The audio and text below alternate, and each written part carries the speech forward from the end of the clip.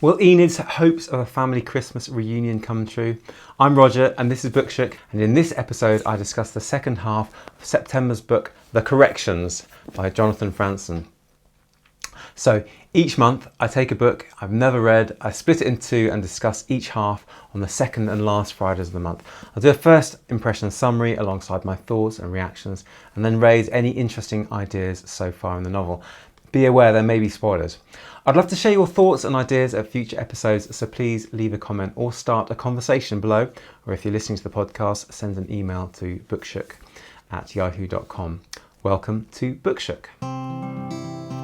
So this episode is all about the second half of The Corrections from page 325.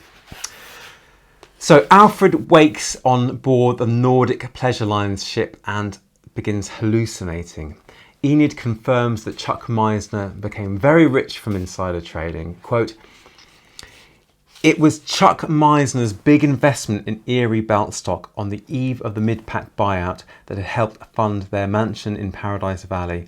Chuck had become board chairman of his bank while Alfred stalled in the Mid-Pack's second echelon and put his savings into inflation-prone annuities so that even now the Lamberts could not afford Nordic Pleasure Line's quality unless Enid dipped into private funds, which she did to escape going mad with envy." Alfred goes to bed early, so she makes friends with Sylvia Roth, who's a Pennsylvanian, and they play the slot machines. Afterwards, Sylvia confides a secret that her daughter, Jordan, was an art therapist who was tortured and killed by one of her patients called Kelly, who's being executed in Pennsylvania while they're on the cruise. Sylvia had a breakdown after the death and painted pictures of guns. She wanted Kelly dead, but her husband won't admit that Jordan was murdered. In fact, he has asked her to accept that he will never admit that she was murdered, and this really upsets and confuses Sylvia. Now, personally, I wasn't expecting this whole new idea from a random character just into the second half of the book.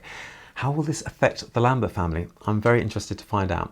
Anyway, Enid returns to her room to find Albert hallucinating about needing to strip away all of his bedclothes, and she feels rather distraught about this.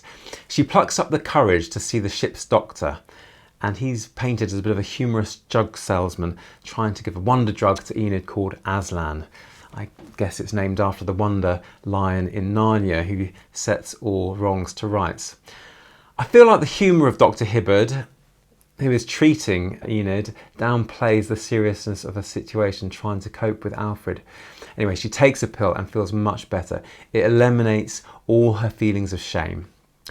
Now, Alfred suffers with night terrors in the night, and Enid goes to a financial seminar run by a Jim Crolius character called Surviving the Corrections. He compares the financial markets to a ship at sea that may need course corrections to navigate. Quote, "When you go cruising the high seas of high finance, this is a deep ocean. This is your life." And then we move to a new section called Generations and meet a woman called Robin Passifaro. Quote, "A Philadelphian from a family of troublemakers. She's friends with Denise and talks about her delinquent brother Billy, who has been put into prison for injuring the head of a large computer corporation. And this head is called a Rick Flauberg. So Rick Flauberg was doing a deal with the city that Billy found very distasteful. And as she is listening, Denise imagines, quote, bringing Billy and her brother Chip together over dinner and listening while they compared notes about the bureaucracy. They do seem rather similar. Now, Robin's husband becomes rich selling an idea to the computer corporation. He wants to move out of Philadelphia, but she likes her life there. And I'm thinking this better be relevant to the overarching story, Franson. You can't introduce a whole host of arbitrary characters this late in your novel and get away with it, surely. What do you think? Anyway, Billy, the brother, doesn't really get on with Robin. In fact, he's always been really nasty to her, and we don't really get to the bottom of why. And I'm thinking this is a definite flaw so far. It's put down to a vague notion of pre-adoptive trauma. Quote, neglect or cerebral trauma. And it's glossed over pretty quickly. It reminds me of the stereotyping in Lithuania. Is Franz saying, I need a bad character? Oh yes, pre-adoptive trauma. That'll do as a reason.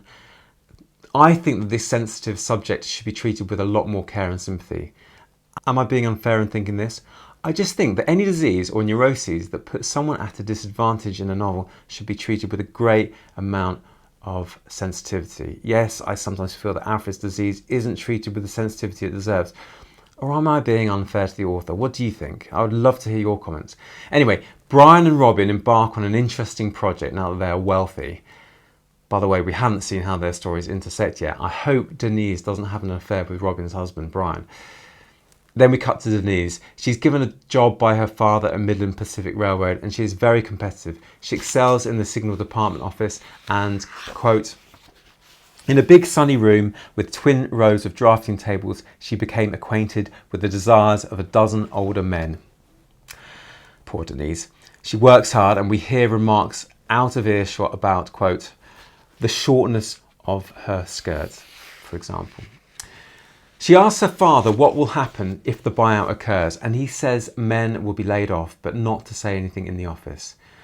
And then a character, Don Armour, one of the older men in the office, married with 3 kids, tries to get Denise interested in him. She is pretty young and naive, and the fact that there is such a discrepancy between them, both in terms of class, age and wealth, bothers her. Quote, through an accident of birth, she had everything while the man who wanted her had so much less. This lack of parity was a big problem. Since she was the one who had everything, the problem was clearly hers to solve. But any word of reassurance she could give him, any gesture of solidarity she could imagine making, felt condescending. She experienced the problem intensely in her body. Her surfeit of gifts and opportunities in comparison to Don Armour's manifested itself as a physical botheration, a dissatisfaction that pinching the sensitive parts of herself might address but couldn't fix. Oh dear. He is going to coerce you, Denise. Poor, naive Denise. Ultimately, he does seduce her, and she says afterwards at work, quote, she'd taken a liking to Don Armour's eyes and mouth. She'd determined that she owed him the thing he wanted. She was too proud to admit to herself, let alone to Don Armour, that he wasn't what she wanted. She was too inexperienced to know she simply could have said, sorry, big mistake. She felt a responsibility to give him more of what he wanted. She expected that an affair, if you took the trouble to start it, went on for quite a while. Now, whilst this is going on, a wonderful character called Henry Dizimbert, a thespian and Denise's drama teacher from high school, unfortunately dies, but we do hear a little bit about him. He's a very interesting character.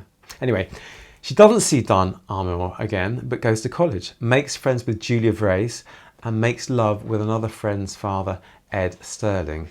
Then she marries Emile Berger, a chef twice her age, and works for him. She feels old and declares to herself, quote, I'm too young to be so old. She signs on as a sous chef at a competitor, Ardennes, and meets the liberal college-educated lesbian Becky Hemmerling, who she leaves Emile for, and has a very stormy relationship involving fight after fight. And then she meets Robin's husband, Brian Callahan. Now, could it be that Denise is about to embark on an affair with him? Surely she is. They talk about opening a restaurant together called The Generator in a huge architecturally interesting space. Denise then travels to Europe under Brian's employ, and she finally does, quote, the right thing by interrupting any courtship that was about to occur. This is a bit of a punch the air moment for Denise, interrupting her history of dating inappropriate men. Denise returns home and decides to win the war brewing between her and Brian, between his visionary architectural project and her culinary skills. Quote, she believed that if, when the generator opened, the reviewers paid more attention to the space than to the food, she would lose and Brian would win. So she worked really hard on her food. Denise feels a cognitive disjunct about her actions with Brian and decides to try to befriend his wife, Robin. Robin is running a city neighbourhood farming project for young people and Denise goes over to see her. Quote, so what did you grow? Denise said. Robin shrugged again. Nothing that would impress you. And Robin says, well, like what? She says, like zucchini and pumpkins. I cook with both of those, says Robin. I see a blossoming culinary business in the future with Denise cooking Robin's farmed products. Talking of cognitive disjuncts, this desire of Denise to put right perceived inconsistencies forms the backbone of her character, and there'll be more on that later. Robin explains why she is not content with the money that Brian made from the company. Quote, "Rick Flauberg's disabled for life," Robin said. That's the VP of that company he disagreed with the politics of. Continuing on, "My brother is in jail for the next 10 or 15 years. This horrible company is corrupting the city schools. My father is on antipsychotics and Brian is like, hey, look what W just did for us. Let's move to Mendocino." "But you didn't do anything wrong," Denise said. "You're not responsible for any of those older things." Robin turned and looked straight into her. "What's life for?" "I don't know." "I don't know either, but I don't think it's about winning."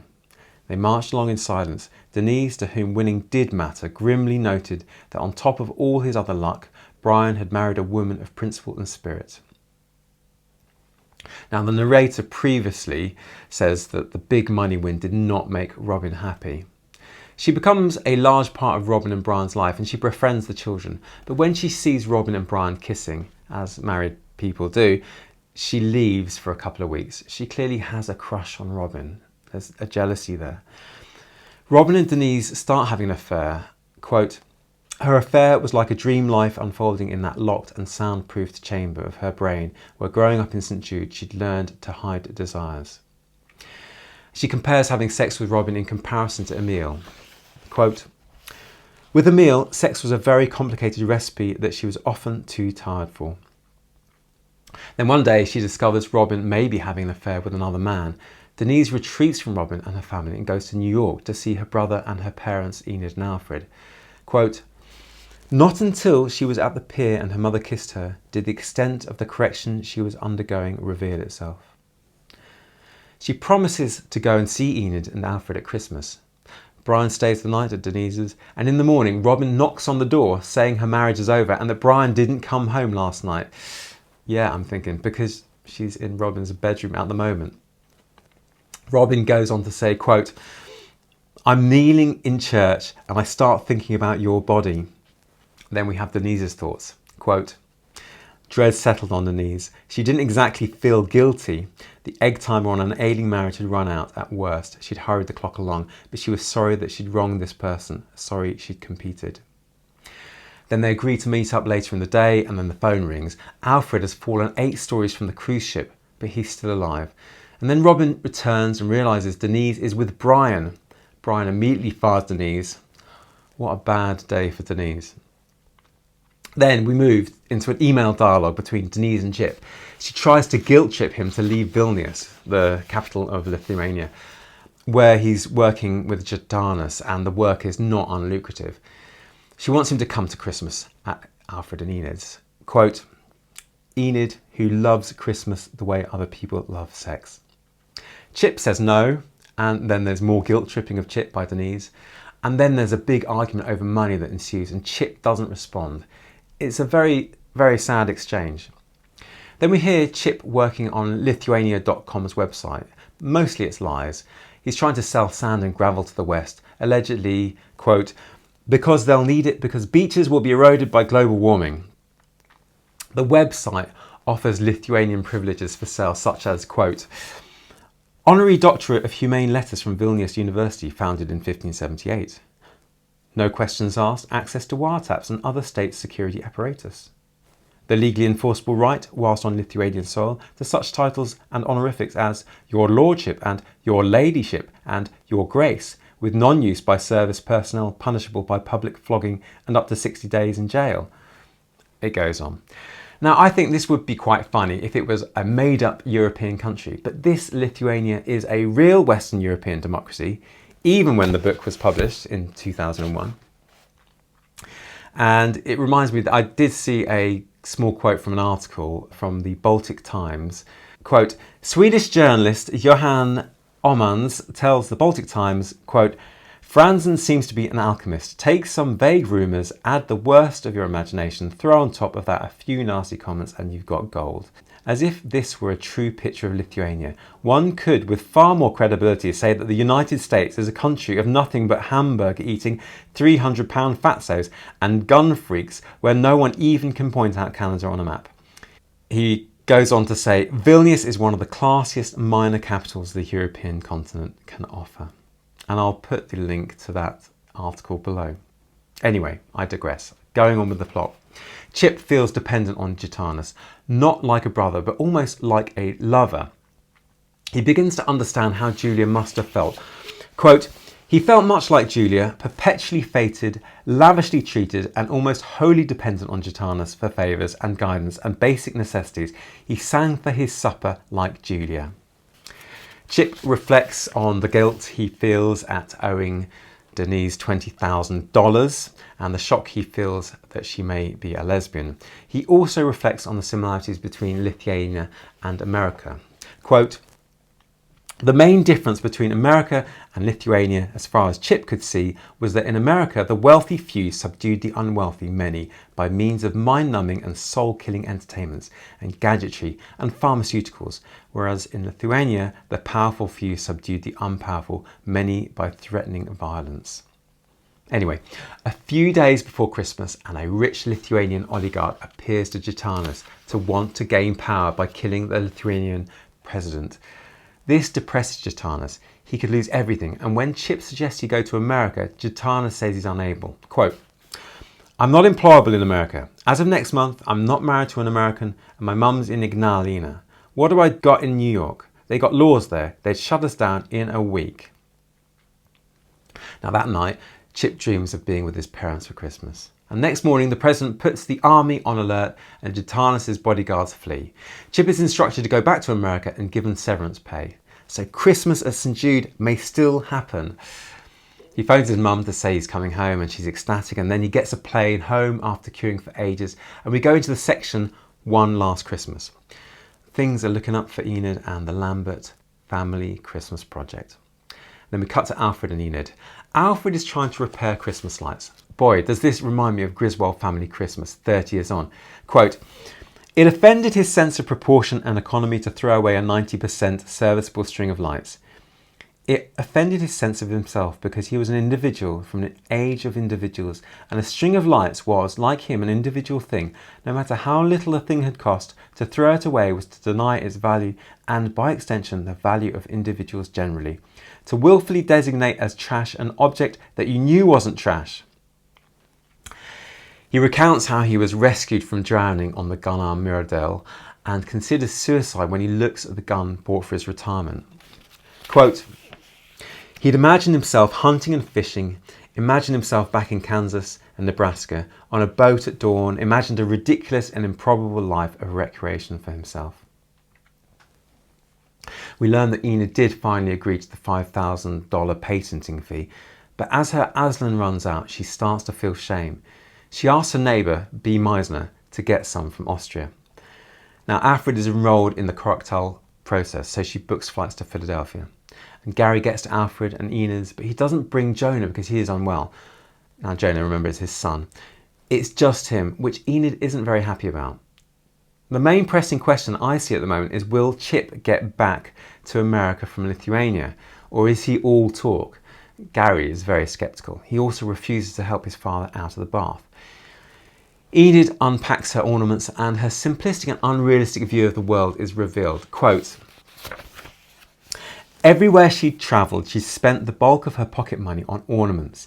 In her mind, while Gary hung them, she travelled back to a Sweden populated by straw reindeers and little red horses, to a Norway whose citizens wore authentic Lapp reindeer skin boots, to a Venice where all the animals were made of glass, to a dollhouse Germany of enamelled wood, Santas and angels, to an Austria of wooden soldiers and tiny alpine churches. In Belgium, the doves of peace were made of chocolate and wrapped decoratively in foil. And in France, the gendarme dolls and artiste dolls were impeccably dressed. And in Switzerland, the bronze bells tinkled above overtly religious mini-creches. Andalusia was twittering with gaudy birds. Mexico jangled with its painted tin cutouts. On the high plateau of China, the noiseless gallop of a herd of silk horses. In Japan, the zen silence of its lacquered abstractions. I love that description of how souvenirs operate to evoke memories and feelings. Continuing the narrative, Gary goes to a hardware store to reluctantly help Enid install a bathroom bar for Alfred to help him have a shower. He's a really horrible character, and he tells the friendly checkout assistant that the stool he is buying, quote, would be good to hang yourself. He forgives himself by saying he was under stress, And then we learn that Aaron was not ill, he just didn't want to go to St Jude, partly because of a computer game. We also learn that Gary bought stock in Axon that has risen by $60,000 in 6 days. And when Gary sees his sister, Denise, at St Jude Airport, he's horrible to her. The first words are, "You've become a smoker." I'm not enjoying spending so much time with every character being horrible to each other. I can't think of a single nice character in this book, and it's making me feel a bit low reading it. How do you feel? Anyway, Gary confides in Denise on how B. Meisner gave him 6 months' supply of Aslan to give Enid, and he shows her the packets. Denise laughs and says, quote, "It's Mexican a club drug for young people." Gary fixes the bathroom rail and is horrible to Enid, this time about money. Quote, "Gary gave Enid the receipts for the bolts, which she regarded as the token of hostility that it was. Enid says, 'You can't afford $4.96. And Gary says, "Mother, I'm doing the work like I promised, but this is not my bathroom. This is not my safety bar." Did I tell you he's not my favourite character? His horrible behaviour continues when he goes down to see Alfred and spies the shotgun. Listen to this quote. He thinks, quote, "Do I let him shoot himself?" The question was so clear in his mind that he almost spoke it aloud, and he considered. It was one thing to intervene on behalf of Enid's safety and confiscate her drugs. There was life and hope and pleasure worth saving in Enid. The old man, however, was kaput. He finds Alfred hallucinating in the bathroom and thinks, quote, "Tomorrow is for me, tomorrow is Gary's recreation day, and then on Thursday morning we're going to blow this house wide open and we're going to put an end to this charade." I hope he doesn't have the shotgun in mind. Poor Gary is having another major breakdown. Then we move back to Denise after Brian breaks up with her. She stays with Julia Rhys, who discovers that her home actually, quote, "belongs to the Lithuanian people, since the funds to buy it were embezzled by Gitanas." Gary finds Alfred's shotgun in his room and begins to feel perturbed by its presence. Now, I hope Gary doesn't do anything bad with it. He's mentioned that he'd be happy if Alfred shot himself.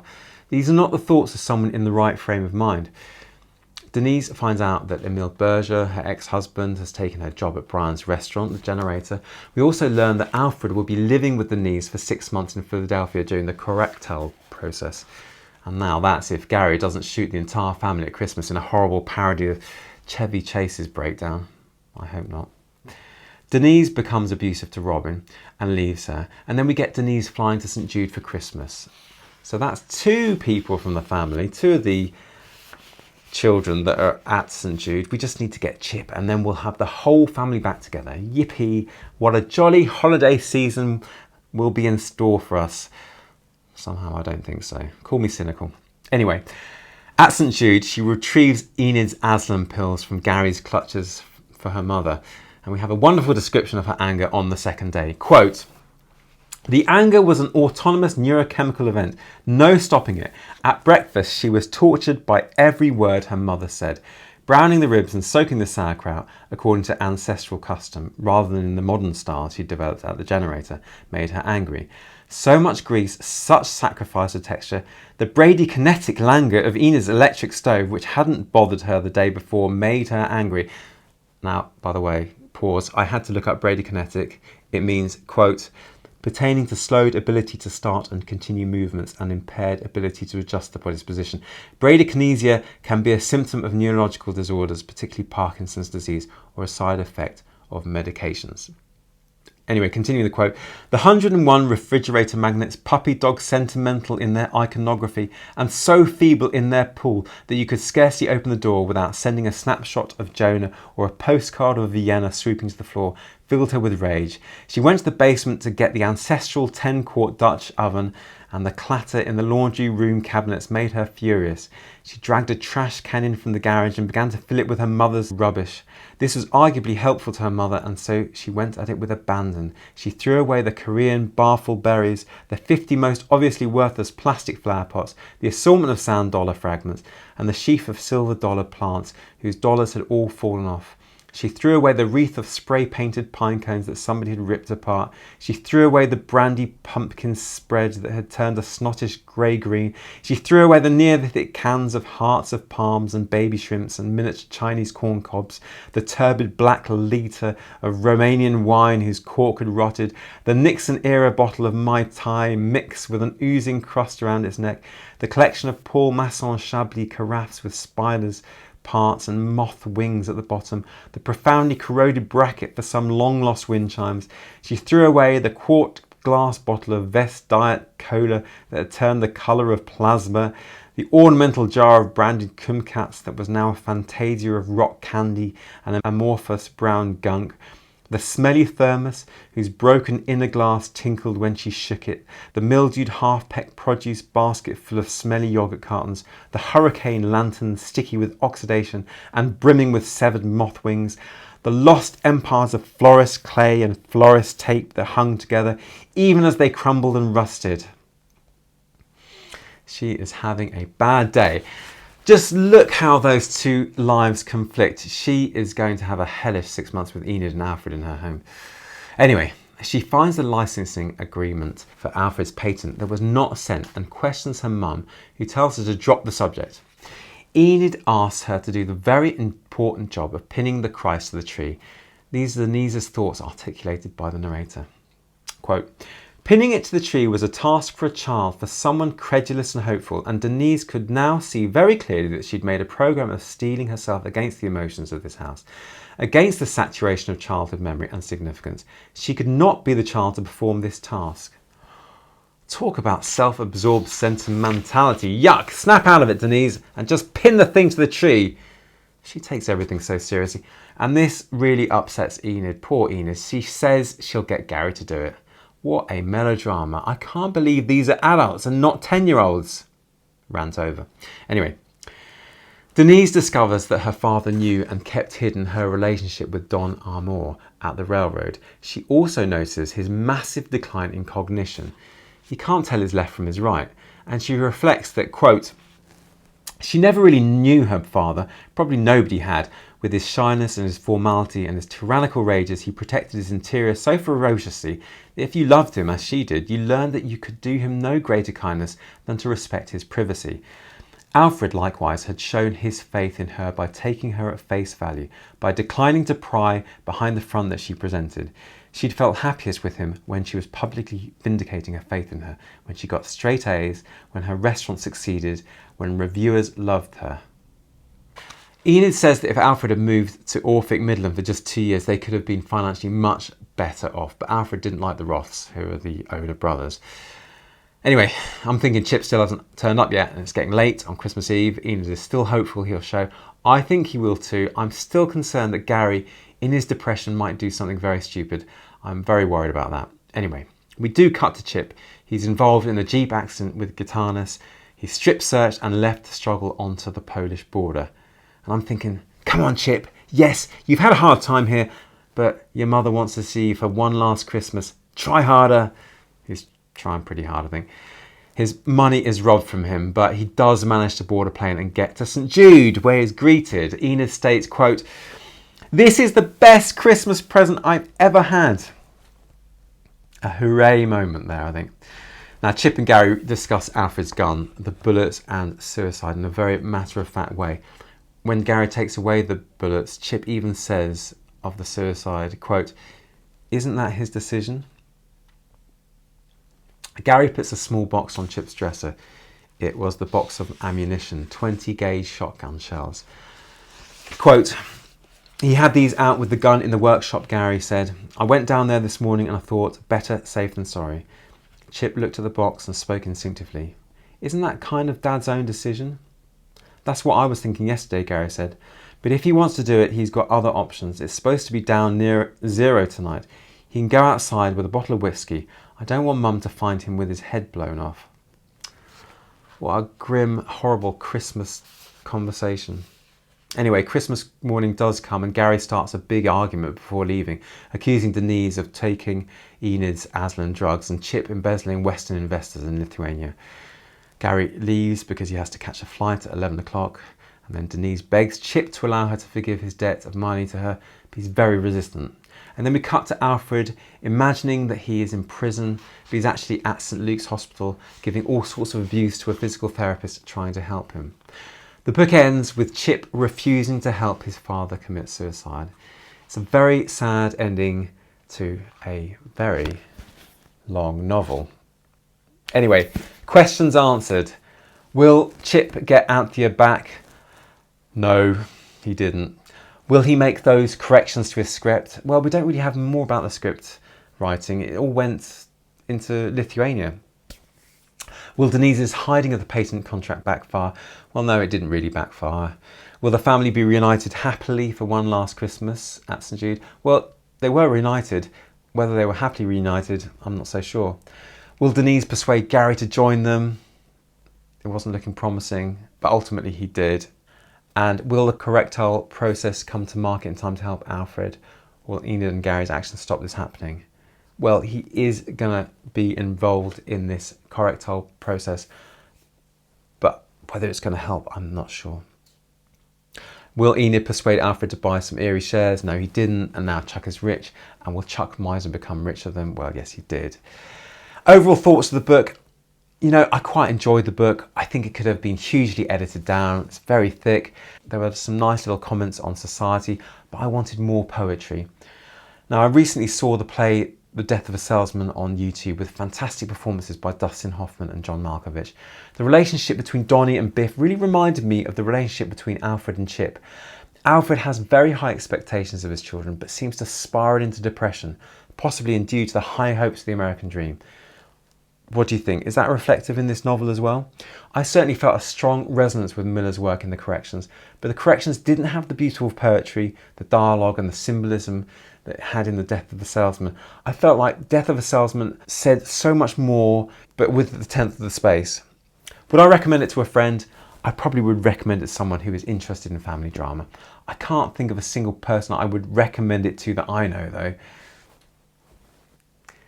So there were some very interesting ideas to come out of that first half. The idea of population being equal to depression. Mr. Roth has an interesting theory about the rise in depression as a race, how it can be corrected. He is discussing the greenhouse effect and the catastrophe of climate change on the boat. And he says, quote, Alfred, I wonder if we're depressed because there's no frontier anymore, because we can't pretend anymore there's a place no one's been. I wonder if aggregate depression is on the rise worldwide. Lab rats become listless in overcrowded conditions. There's the cyber frontier, but where is the wilderness? There's a so-called space frontier, but I like this Earth. It's a good planet. There's a scarcity of atmospheric cyanide, sulfuric acid, ammonia, which is a boast by no means every planet can make. I think that's an interesting comment on the rise of depression in the population, but I'm not sure there's much science to back up that theory. Another interesting idea, the implied author's conversational narration style. There's more of this intermingling of characters' thoughts. The previous comment about population rise by Mr. Roth is actually articulated between a conversation Enid is having with Mrs. Roth about taking the wonder drug Aslan. It starts off with Enid speaking, then Mr. Roth, and then Mrs. Roth. I'll narrate as it's written to give you an idea. Quote, I feel so wonderful this morning, slept so well. Lab rats become listless in overcrowded conditions. You do, Enid, seems transformed. Just tell me this isn't related to that doctor on the D deck. I hear stories. Stories? The so-called cyber frontier, said Dr. Roth. But where's the wilderness? A drug called Aslan, Sylvia said. Aslan? The so-called space frontier, said Dr. Roth. But I like the Earth. It's a good planet. There's a scarcity of atmospheric cyanide, sulfuric acid, ammonia, which is a boast. You get the idea. You've got to keep in your head all these little conversation threads that go on. You've got to draw out these threads. It's like going to a dinner party and trying to listen to all these different conversations at the same time. I kind of like the idea. It's a very interesting technique. Another idea in the book, the wonder drug as a theme running throughout the novel. We had the mythical correctile process outlined in the first half, and now we have this very real Aslan drug administered to Enid on the ship. The idea of a wonder drug to provide corrections is a very clear theme.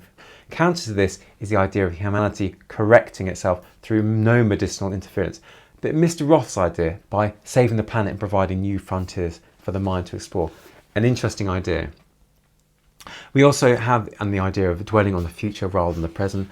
On the Gunnar Myrdal, the ship, there are slot machines and lectures on investments. In fact, much talk is on the future of investments, the portfolio of Orphic Midland. Now, the acquisition of future wealth via investments is a persistent idea throughout the book. I think this representation of gambling and stocks being so important in the novel reflects an attitude of characters like Gary, Mrs. Lambert and Per Nirgen, who was the Norwegian Nordic cruise guest, who are living in the future rather than the present. They're escaping to the future. What do you think? Now, the novel's title is interesting. Jim Crolius said, quote, "Surviving the Corrections." That was the name of his lecture on the Gunnar Myrdal. Quote, Crolius was speaking from a lectern beside an easel on which the title of his talk, "Surviving the Corrections," was written in purple ink. And then we have Denise's job, of course, which involved corrections.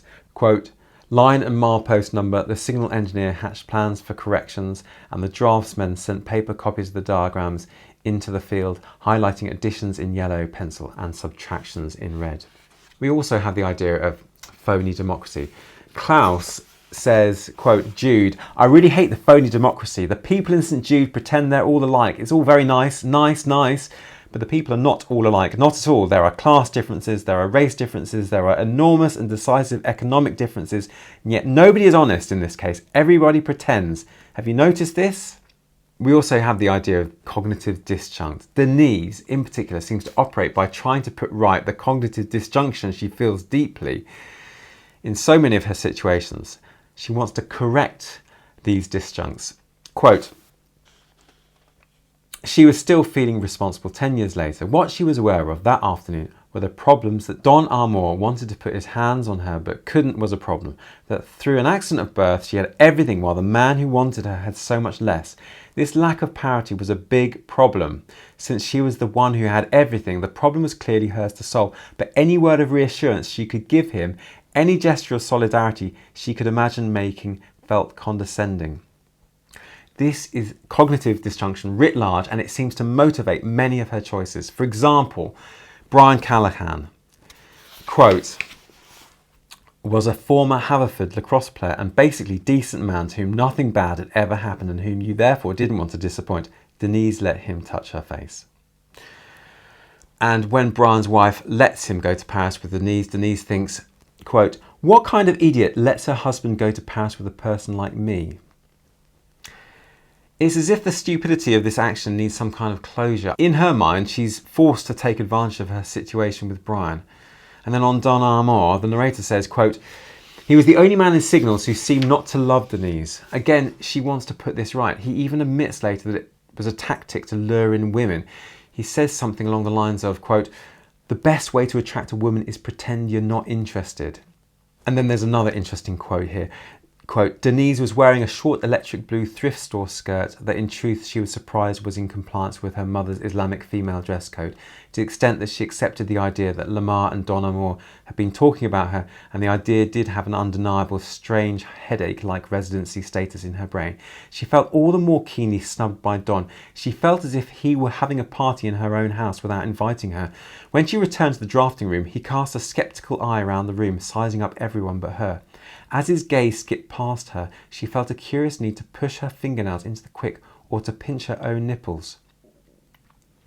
And then Don Armour plays on her need to remove cognitive disjunct by saying, quote, "I'm just trying to imagine what it's like being you. I mean, beautiful, smart, disciplined, rich."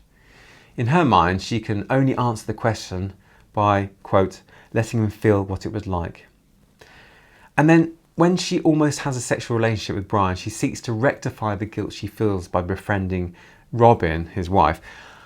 After calling her and being rejected, quote, "Denise slammed the phone down in its cradle. She was angry, among other things, at how fake she'd sounded herself. I could have effed your husband," she said, "and I chose not to. So how about a little friendliness? Maybe if she'd been a better person, she would have left Robin alone. Maybe she wanted to make Robin like her, simply to deny her the satisfaction of disliking her to win that contest of esteem. Maybe she was just picking up the gauntlet, but the desire to be liked was real. She was haunted by the feeling that Robin had been in the hotel room with her and Brian." I'd now like to tell you a little bit about the author. Here are some notes that I took from Wikipedia. So Franz was born in 1959 in Illinois. His father was the son of an immigrant from Sweden. His mother's ancestry was Eastern European. He grew up in an affluent neighbourhood. As part of his undergraduate education, he studied abroad in Germany. His 2001 novel, The Corrections, a sprawling satirical family drama, drew widespread critical acclaim. His 1996 Harper's essay, Perchance to Dream, bemoaned the state of contemporary literature. In recent years, Franz has become recognised for his opinions on everything from social networking services such as Twitter. He has said, "What happens to the people who want to communicate in depth, individual to individual, in the quiet and permanence of the printed word? The actual substance of our daily lives is totally electronic distraction." And he's also talked about the impermanence of ebooks. Quote, "All the real things, the authentic things, the honest things are dying off." And he's also talked about the self-destruction of America. So thank you very much, Jonathan Franzen, for an interesting book, The Corrections. I would now like to talk about the next book I'm going to read. October's book, Wide Sargasso Sea. If you're reading alongside, I'll be reading up to page 77, which is exactly halfway. Now, I chose this book because I've often heard the novel mentioned in conversation and my ears have always pricked up. The only thing I know about Rhys is that she is a British writer writing in the early part of the 20th century and that she was born in the Dominican Republic and then moved to Britain. I also know that she grew up in the Dominican Republic and from the age of 16 she was mainly resident in England where she was sent for her education. This is her best known novel, Wide Sargasso Sea. It was written as a prequel to Jane Eyre, and I'm going to try and quickly read Jane Eyre between now and the beginning of October. I have read it before, it was a fantastic novel. I'm going to read it again so that I will be able to say maybe a few more things about this novel. So I would recommend maybe reading Jane Eyre as well. This is quite thin, so might be able to do both in 1 month. I'm going to read the opening paragraph of Wide Sargasso Sea, or maybe a few pages. "They say when trouble comes close ranks, and so the white people did, but we were not in their ranks. The Jamaican ladies had never approved of my mother, because she pretty self," Christophine said. "She was my father's second wife, far too young for him, they thought, and worse still, a Martinique girl. When I asked her why so few people came to see us, she told me that the road from Spanish Town to Colibri Estate, where we lived, was very bad, and that road repairing was now a thing of the past. My father, visitors, horses, feeling safe in bed, all belonged to the past. Another day I heard her talking to Mr. Luttrell, our neighbour and her only friend. Of course they have their own misfortunes. Still waiting for this compensation the English promised when the Emancipation Act was passed. Some will wait for a long time. How could she know that Mr. Luttrell would be the first who grew tired of waiting? One calm evening he shot his dog, swam out to sea and was gone for always. No agent came from England to look after his property. Nelson's Rest it was called, and strangers from Spanish Town rode up to gossip and discuss this tragedy. Live at Nelson's Rest, not for love or money, an unlucky place. Mr. Luttrell's house was left empty, shutters banging in the wind. Soon the black people said it was haunted. They wouldn't go near it. No one came near us. I got used to a solitary life, but my mother still planned and hoped. Perhaps she had to hope every time she passed a looking-glass. She still rode about every morning, not caring that the black people stood about in groups, did jeer at her, especially after her riding clothes grew shabby. They notice clothes. They notice about money. Then one day, very early, I saw her horse lying down under the frangipani tree. I went up to him, but he was not sick. He was dead, and his eyes were black with flies. I ran away and did not speak of it, for I thought if I told no one it might not be true. But later that day, Godfrey found him. He had been poisoned. Now we are marooned, my mother said. Now what will become of us? Godfrey said, I can't watch the horse night and day. I too old now. When the old time go, let it go. No use to grab at it. The Lord make no distinction between black and white. Black and white the same for him. Rest yourself in peace, for the righteous are not forsaken. But she couldn't. She was young. How could she not try for all the things that had gone so suddenly, so without warning? You're blind when you want to be blind, she said ferociously, and you're deaf when you want to be deaf. The old hypocrite, she kept saying. He knew what they were going to do. The devil prince of this world, Godfrey said, but this world don't last so long for mortal men. And that's the opening few paragraphs of Wide Sargasso Sea. It seems like the narrator's been put into a very difficult situation. I'm not going to mention the link that I can already see with Jane Eyre, because I don't want any spoilers, but it's going to be a very, very interesting read, I think, to have a prequel to Jane Eyre. Thanks very much for listening. If you have any questions or comments, I'd love to hear them. So leave a comment below, or if you're listening to the podcast, send an email to bookshook@yahoo.com. And if you want to recommend a future book to read together, do let me know. Also, if you enjoyed this, please give it a thumbs up and subscribe, or give it 5 stars on your podcast app. Thank you very much. I look forward to discussing the first part of Wide Sargasso Sea at the next episode of Bookshook, and that's going to be on the second Friday of October. That's the 14th of October. See you then.